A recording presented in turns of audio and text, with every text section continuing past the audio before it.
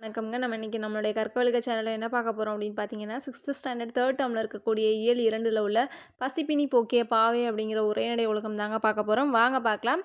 உலகில் தோன்றிய எல்லா உயிர்களுக்கும் அவசியமானது, இன்றியமையாதது எது அப்படின்னு பார்த்தீங்கன்னா, உணவு தான்.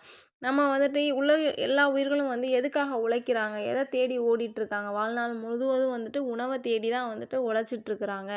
அவங்க அந்த உயிர்களுக்கு ஆதாரமாக விளங்கக்கூடியது எது அப்படின்னு பார்த்தீங்கன்னா, உணவு தான். டிஎன்பிஎஸ்சி எக்ஸாம்ல கேட்கறதுக்கு வாய்ப்பு இருக்குங்க.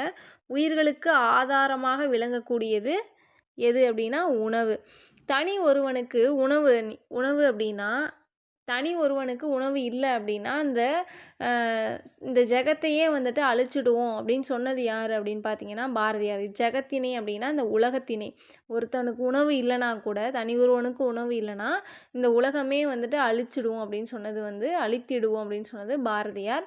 அ பசி பசியில இருக்க ஒருவனுக்கு உணவு குடுக்குறது, அவனுக்கு உயிர் கொடுப்பதற்கு இணையான ஒரு செயலாகும். அதுதான் ஒரு சிறந்த அறமும் கூட. அப்படிங்கிறது தான் நுழையும் முன்ல கொடுத்துருக்காங்க. இதில் என்ன அப்படின்னு பார்த்தீங்கன்னா, மணிமேகலைக்கு எப்படி அமுத சுரபி பாத்திரம் கிடச்சிது, அதை வச்சு அவங்க என்ன பண்ணாங்க அப்படிங்கிறது தான் அதில் கொடுத்துருப்பாங்க. ஃபஸ்ட்டு மணிமேகலை பார்த்தீங்கன்னா, ஒரு இடத்துல இருக்காங்க. அந்த இடத்துல பார்த்தீங்கன்னா, சுற்றி நல்லா பூத்து குலுங்கக்கூடிய செடி, பெரிய மரம், செடி, கொடிகள்லாம் இருக்குது.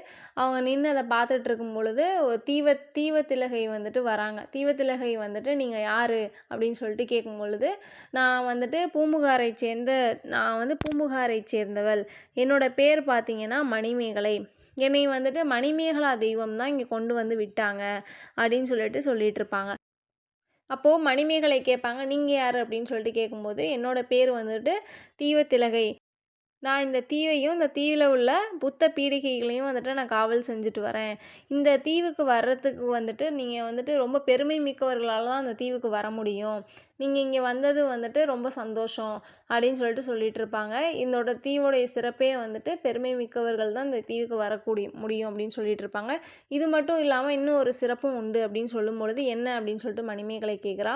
உங்களுக்கு முன்னாடி பார்த்தீங்கன்னா, பூத்து குலுங்கக்கூடிய அதாவது பூக்கள் நிறைந்த ஒரு பொய்கை இருக்குது. பொய்கை அப்படின்னா நீர்நிலை. அந்த பொய்கையில முழு நிலவு, அதாவது வைகாசி திங்கள் முழு நிலவன்று ஒரு பாத்திரம் ஒன்று தோன்றும். அது அ அது ஆபுத்திரன் கையில இருந்த பாத்திரம். ஆபுத்திரன் கையில இருந்த அமுத சுரப்பி.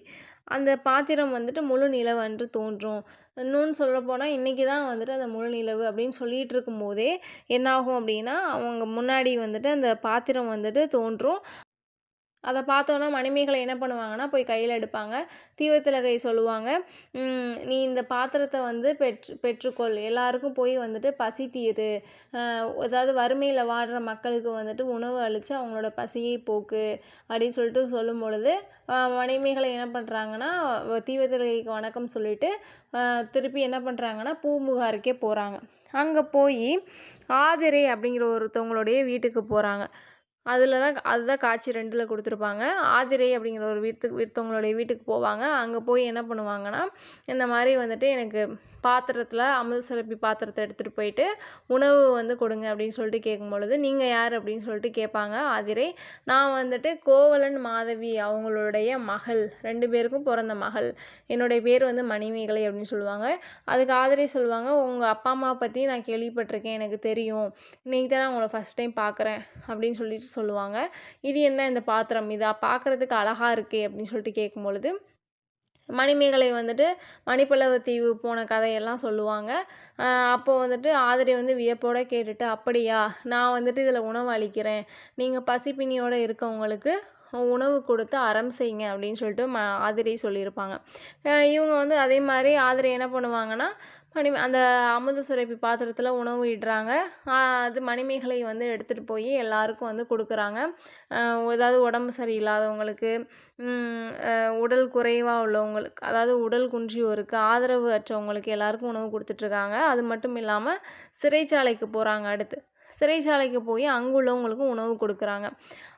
அதை வந்துட்டு சிறை காவலர் வந்து பார்த்துட்டு என்ன பண்ணுறாரு அப்படின்னு பார்த்தீங்கன்னா, மன்னர்கிட்ட வந்து சொல்கிறாரு, இந்த மாதிரி சிறைச்சாலைக்கு ஒரு பொண்ணு வந்துச்சு, அங்கே வந்துட்டு ஒரு சின்ன பாத்திரம் தான் இருக்குது, அந்த சின்ன பாத்திரத்துலேருந்து அள்ளி எல்லாருக்கும் உணவு கொடுக்குது, ஆனால் அது அள்ள அந்த பாத்திரத்தில் உணவு குறையவே இல்லை அப்படின்னு சொல்லும்போது மன்னர் வியப்பட கேட்டுட்டு, அதை எப்படி சின்ன பாத்திரத்துலேருந்து உணவு எடுத்து கொடுக்க முடியும் அப்படின்னு கேட்டுட்டு, அந்த பொண்ணை வந்து வர சொல்லுங்கள், கூட்டிகிட்டு வாங்க அப்படின்னு சொல்லும் பொழுது சிறை காவலர் போய் கூட்டிகிட்டு வராங்க.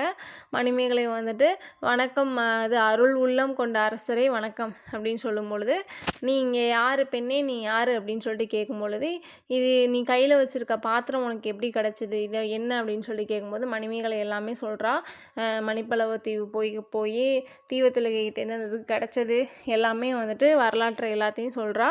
மன்னர் வந்துட்டு, மாதவம் செய்தவளை, இந்த உலகத்தோடைய மக்களினுடைய பசிப்பினியை வந்துட்டு தீர்க்கும் பங்கினை வந்து பெறக்கூடிய அறத்தினை வந்து நீ செஞ்சுருக்க, உனக்கு என்கிட்டேருந்து எதுவும் உதவி வேணுமா அப்படின்னு சொல்லிட்டு மன்னர் கேட்குறாங்க.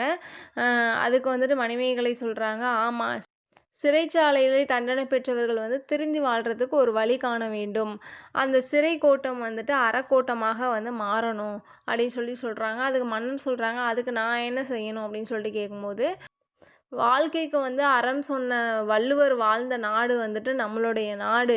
இந்த எவை நன்மைகள், எது வந்துட்டு கெட்டது, எது நல்லது, பெற்றோர்களை வந்துட்டு எப்படி மதிக்கிறது, முதியோர்களை வந்துட்டு எப்படி மரியாதை கொடுக்கறது, உறவினர்களை எப்படி அரவணைக்கிறது, இந்த மாதிரி வந்துட்டு நெறிமுறைகள்லாம் வந்துட்டு தக்க அறிஞர்களை வச்சு நீங்கள் அவங்களுக்கு சொல்லிக் கொடுக்கணும், அறக்கல்வியை வந்துட்டு அவங்களுக்கு கொடுக்கணும் அப்படின்னு சொல்லிட்டு மணிமேகலை சொல்கிறா.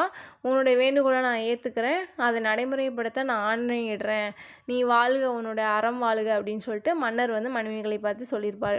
இதோடைய புக் பேக் கொஷின் பார்த்தீங்கன்னா, மணிமேகலா தெய்வம் மணிமேகலையை அழைத்து சென்ற தீவு எதுனா மணிப்பல்லவ தீவு. மணிமேகலை கையில் இருந்த அமுத சுரப்பியில் உணவு இட்ட பெண் ஆதிரை. இந்த வீடியோ பிடிச்சிருந்தா லைக் பண்ணுங்கள், ஷேர் பண்ணுங்கள். கற்காவியல் சேனலை சப்ஸ்கிரைப் பண்ணிக்கோங்க. அடுத்த வீடியோவில் பாதம் அப்படிங்கிற விரிவானம் பார்க்கலாங்க. தேங்க்யூ.